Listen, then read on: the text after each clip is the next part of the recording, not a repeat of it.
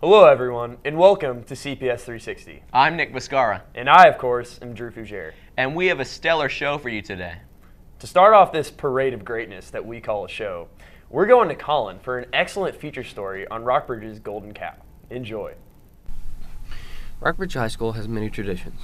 One of the more popular ones is the Golden Cow, held every year in February. It is held every year to raise money for a certain charity. This year, Rockbridge raised money for the True Falls Film Festival. Golden Cow is a lip-syncing competition for students and teachers to show their individuality and dance skills. Many people enjoy watching Golden Cow, mostly for one reason: the creativity. I like the creativity and the fun. Mainly the creativity and all the work, just seeing all the work that everybody, that all the participants have put into it, and just seeing how it pays off, and just the results of everything and how they bring everything together. There were 4 acts in this year's Golden Cow, with acts varying from a Walt Disney theme to an 80s theme, to a rare mix of music to create comedy. David Sharp decided to do a solo act. His act was named The Evolution of Lip Syncing. I see a little silhouette of a man. Scaramouche, Scaramouche, will you do the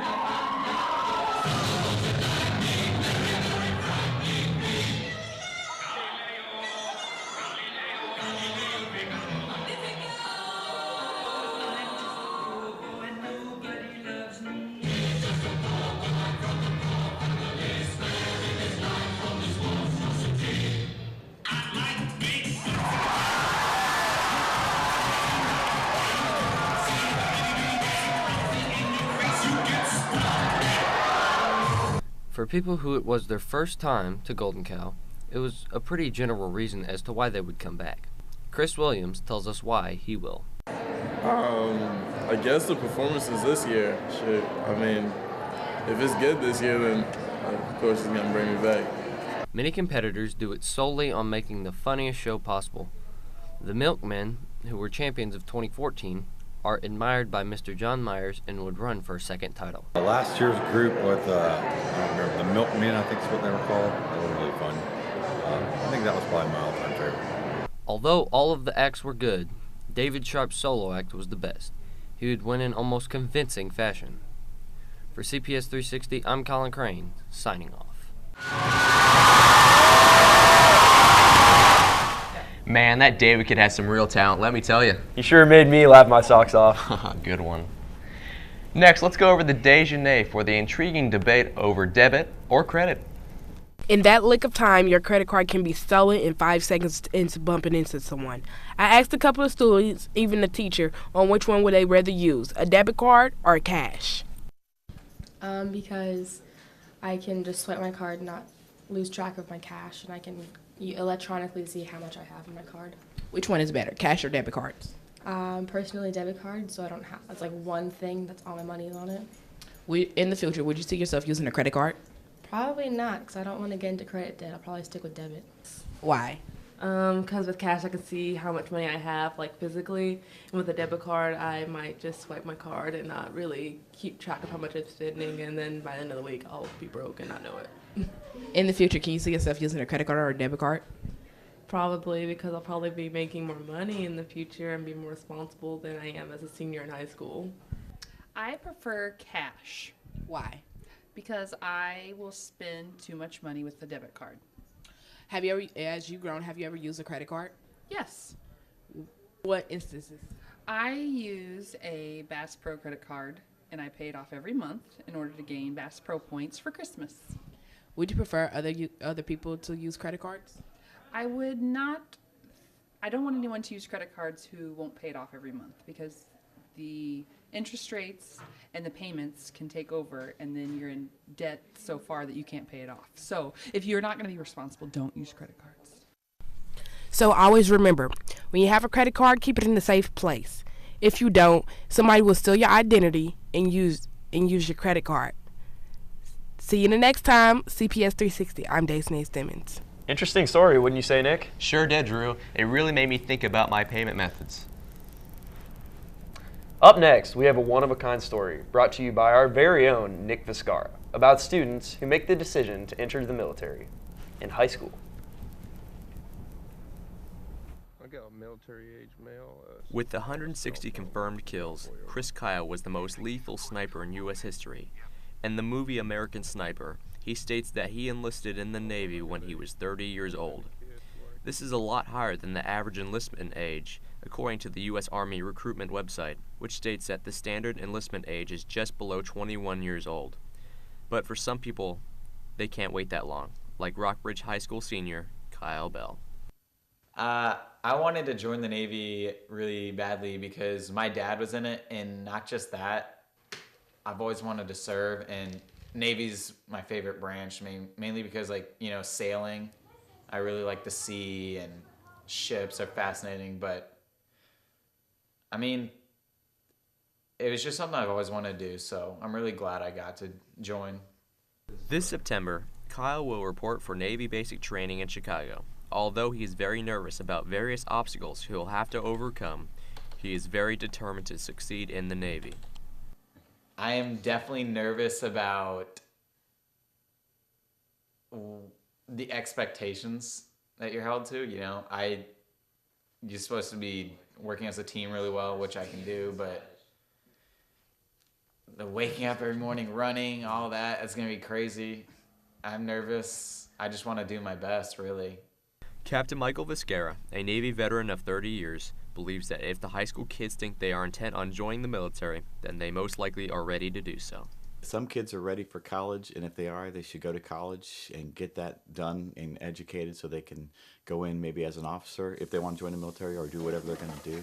Some kids are ready for the military as soon as they finish high school, and they enlist and they get trained. A lot of them may mature while they're in the military, and they could use their benefits, educational benefits they receive in the military to go to school. In other words, the government will pay for their college education after they finish, after 4 years or 5 years or however long they serve. I would like to make a career out of the Navy, definitely. The main accomplishment is just really, you know, make my commanding officers proud, you know, by doing my best. Yeah, I think Kyle's ready. He's ready to join the greatest service in the military, the Navy. Chris Kyle has become one of the most legendary soldiers in U.S. military history, and he joined at a very late age. So just imagine how much Kyle can accomplish joining the Navy at the age of 19. Nick Viscara, CPS 360. You done? You good? Yeah, I killed it. You did. You sure did. That was my personal favorite of the show, Drew. What'd you think? Not so fast there, Nicholas. Huh. Ronnie has a great story coming our way about the Relay for Life Foundation here at Rockbridge. February may be the shortest month of the year, but here in the halls of Rockbridge, an organization by the name of Rockbridge Reaches Out isn't letting the limited number of days hinder them. A club devoted to giving back has taken on the task of bringing awareness to cancer, which only makes sense because February is National Cancer Awareness Month. You know, with any fundraiser here at Rockbridge, I think part of the important part, of course, is to raise funds, but it's really important to raise awareness. And cancer affects many, no matter your ethnicity, age, or sex. It has no boundaries.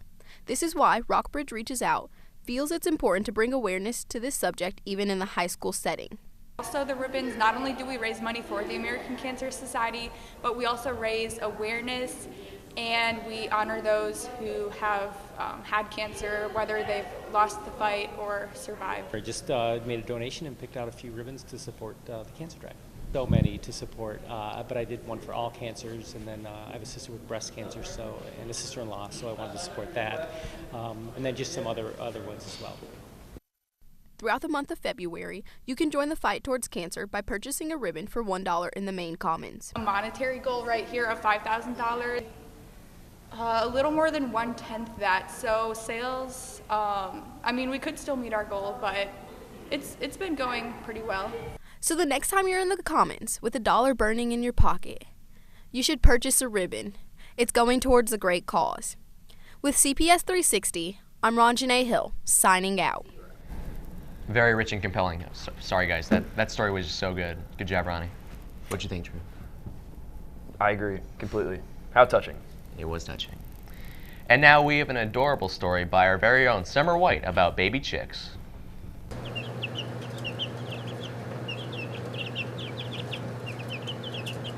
Okay, Okay, I'm in animal vet science, taught by Mr. Duncan over in the Career Center. These past 3 months we've been talking about the anatomy of the egg and chicken.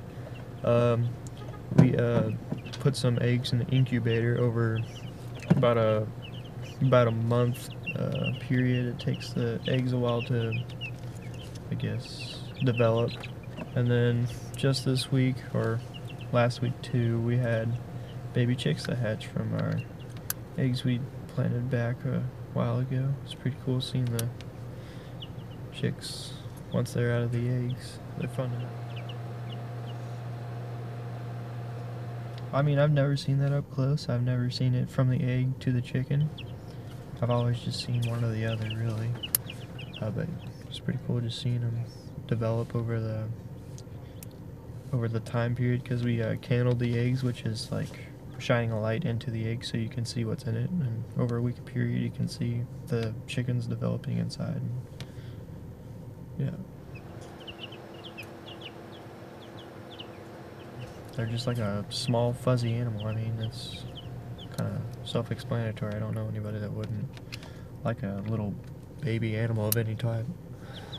I don't want to feed them. It looks like that chicken. Will they eat out of my hand? Probably. I'm at a loss for words. That was so cute. I'm actually craving for KFC right now. Okay. Just well, me. For our next story, we go to Asia Tilford for the unique feature story on a barbershop. Many would call it just a barbershop. It's a place where young men around Columbia come to get their hair cut and hang out with the guys. But to Rufus Brodus, the shop is like his second home. He's been cutting hair for 20 plus years and has a strong passion about being a barber.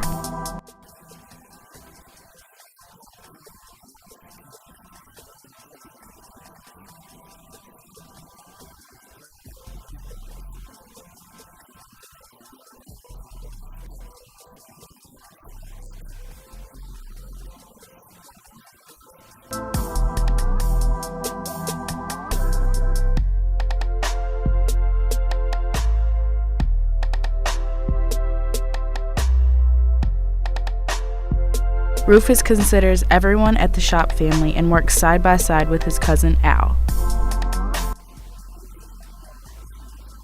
Oh, he ain't gonna be that.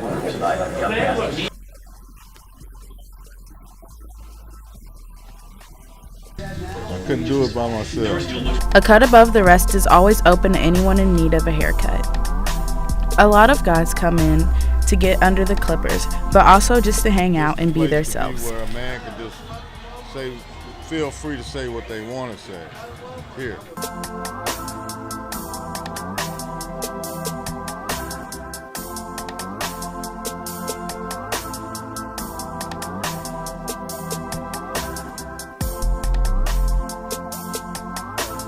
But no matter what, the end result is always worth it. And even if you don't like your haircut, Well, the difference between a good haircut and a bad haircut is about 2 weeks, so no.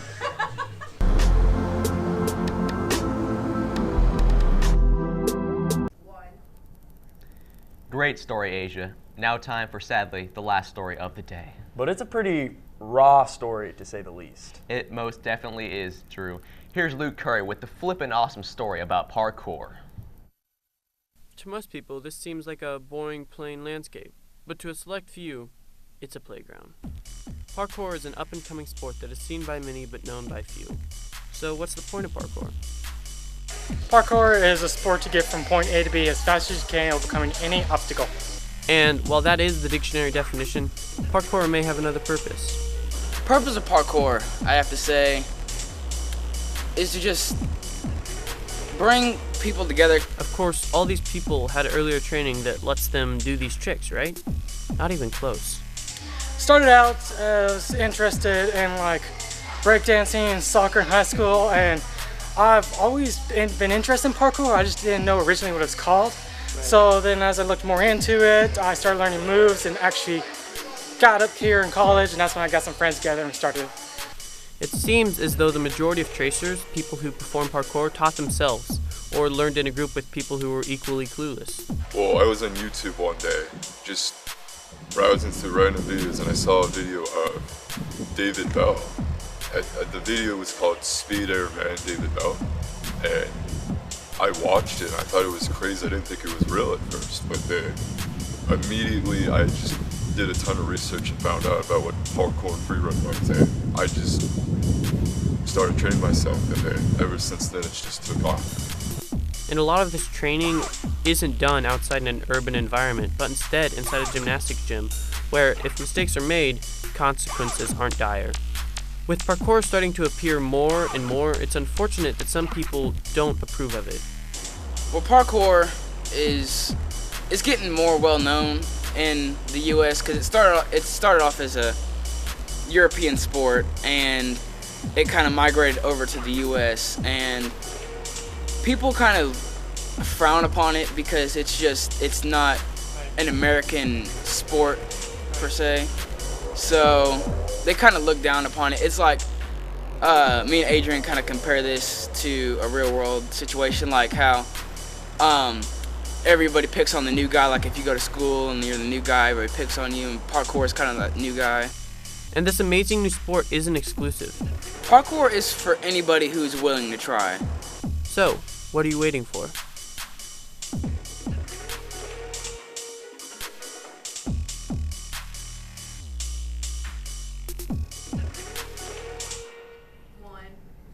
That was some hardcore parkour right there, Nick. So hardcore. Well, that wraps it up, everyone. I'm Nick Viscara. And I'm Drew Fougere.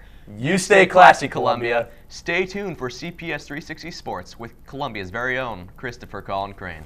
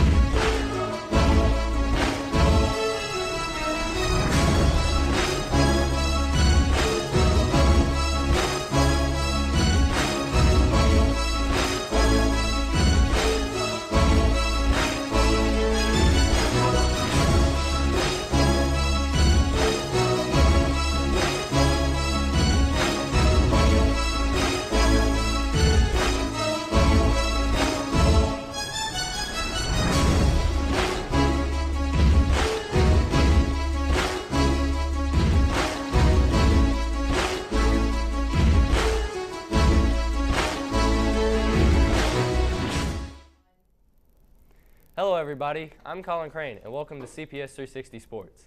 With basketball season coming to a close, the seasons are heating up. Erica Bott gives us the scoop of the Hickman boys basketball game against CBC. The Hickman boys basketball team took on the CBC Academy in a long-awaited rematch of last year's state competition. The boys took on a dominating start from tip-off, taking advantage of turnovers early on. Chase Thomas and Jimmy Witt led the team in scoring with multiple big shots. Despite the Cupids missing some shots, they still kept the lead against CBC Academy.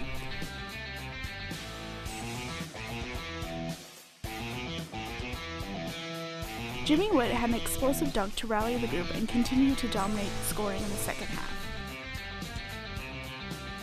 The boys held on to the lead and eventually went on to win the game with a final score of 69-60.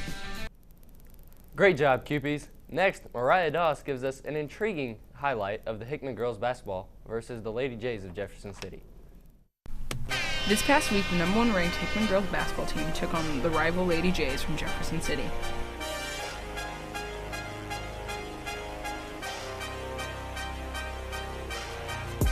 The Lady Jays got an early head start, scoring the first 2 points of the game. Senior Emily Miller answers right back, draining a 3.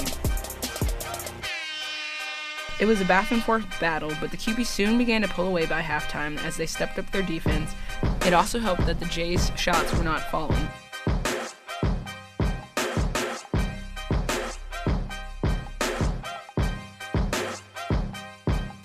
Coach Tanya Mertz once again proved why her team is number one, leading them to a 61-46 victory over the Jays. Way to go, Cubes. Keep on rolling, girls. We head back to Erica Bach and the Lady Cubes with another highlight of the Hickman girls basketball against Elias. The Hickman QB girls took on Elias at Hickman High School, and it's a special night for seniors Emily Miller, Michaela Logan, and Katie Storm. The QB girls dominated the game from the start as Elias turned over the ball multiple times for the Lady QBs to capitalize, and from then on, the QBs took an early lead. The Lady QBs continued to have the lead over Elias into the second half. In the second half, Kelsey Mertz created many opportunities for the QBs to capitalize on the mistakes of Elias. Katie Storm helped carry the team with her three-point shots, and Miller and Mertz helped further their team's lead with layups. The QBs eventually went on to take the win against Elias, 55-26. While winter sports are near the peak, some of the fall and spring athletes want to participate as well. Drew Frazier gives us the lowdown on this year's signing day. On Wednesday, February 4th, at Rockbridge High School, the dreams of a few young athletes were made true. It's definitely been a dream for me. I never thought I was going to have a chance to do it. One of these athletes is Logan Tweehouse, a state championship shortstop and state runner-up quarterback here at Rockbridge. Where are you headed next year? Washburn University to play both baseball and football. Two-sport collegiate athletes are hard to come by, but it comes with little surprise that Logan will soon be one. So this is actually, for me, this is a first that we have a two-sport guy going to college, and it's real fitting that it's Logan. You know, he's got the records in baseball, he's got the records in football, so I don't know if there's a better resume as a football player, and I still don't know if that resume tops who he is as a young man and what he meant to this program in that regard. Unlike Logan, some athletes never thought they would see college sports in their future, like lineman Joe Betcher here at Rockbridge High School. I never imagined I'd play football in college, ever. I really didn't think about it. So this is like pretty surreal to you. Mm-hmm. Yeah. Though it feels unreal, Joe plans to take on this segment of his life just like the others. I don't know what to expect. I'm just going to work my butt off and do my best. Joe isn't the only lineman signing today. Big Danny Wolf is also making the 4-year commitment. It's a good feeling. It's like all the hard work you put in high school, it finally shows off. It's like he's not paid off. Danny, like many, is thankful for being accepted and part of the Rockbridge athletic family. It's been amazing. The family here and like the coaches really helped me out. Teammates. Wherever these three boys go, a bright future lies ahead for these three athletes. I'll be attending Washburn University. I'm going to be going to University Central Methodist University next year. Missouri Western State University in St. Joseph. And these guys epitomize, you know, what we expect Rockbridge Bruin football players to be. With CPS 360, I'm Drew Frazier. Lastly, Rockbridge senior Ryan Krecklow has been arousing a lot of attention lately. Chandler Wyatt has the story. Here in Columbia, Rockbridge High School has a proud tradition of athletic success. One big part of continuing this tradition is Ryan Krecklow. Ryan is the star and captain of the Bruins basketball team. I asked head coach Jim Scanlon on how Ryan got to where he is now.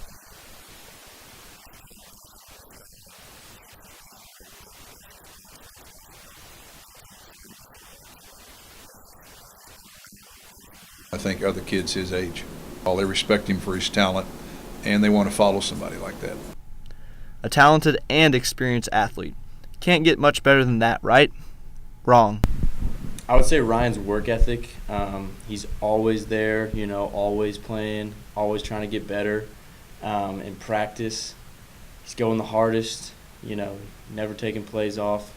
It's just kind of guy Ryan is, When you combine the athleticism, the hard work, and the drive to win, you get results like Ryan. He can pass, shoot, dribble, and defend. So where did all of this come from? Well, it's this simple.